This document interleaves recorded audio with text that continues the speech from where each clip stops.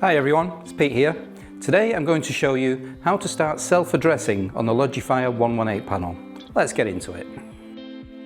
Before using the self-addressing option, make sure the base is cabled in the field. First, enter the panel menu, navigate to System, then Programming, followed by Devices, Addressing, and finally Self-addressing. You'll notice the processor icon is flashing, indicating that the panel is waiting for the new device.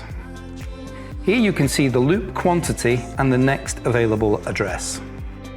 Stay in this menu, then clip the detector to the base.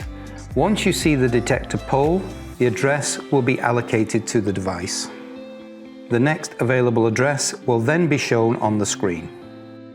When installing sounders, the sounder will activate 3 times to confirm the installation. Always clip in devices individually. For example, install the sounder base or beacon first, then the detector, not together.